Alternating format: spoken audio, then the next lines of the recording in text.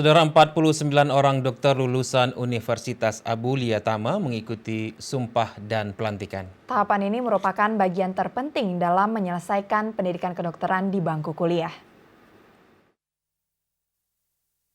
Menjadi seorang dokter membutuhkan tahapan tersendiri dan harus menyelesaikan ujian kompetensi yang diselenggarakan oleh Kemenristek Dikti. Untuk itu, pihak Universitas Abu Lia Tama terus berupaya mendorong lulusannya dapat lulus pada ujian kompetensi.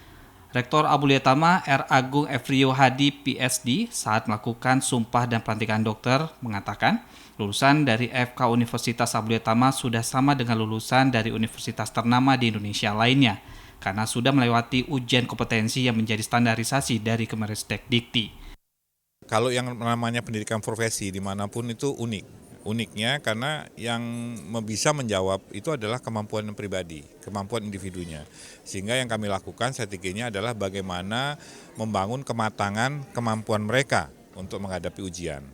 Itu strateginya. Dan kita sudah lakukan ini di Fakultas Kedokteran. Sudah mungkin 3 periode dok ya.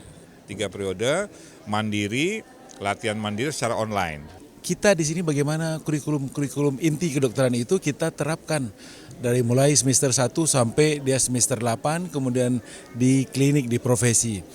Semua yang kita buat ini adalah membuat standarisasi dokter Indonesia. Jadi tidak ada masalah lagi nanti bahwa lulusan Abu Lia Tama atau lulusan Aceh berbeda dengan lulusan Jakarta, itu nggak ada lagi.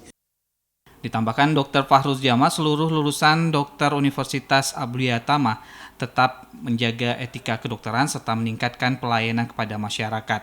Pada angkatan 51 ini, mahasiswa yang disumpah dan dilantik menjadi dokter berjumlah 50 orang.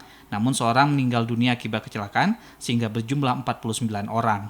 Tim Liputan TVRI Aceh melaporkan.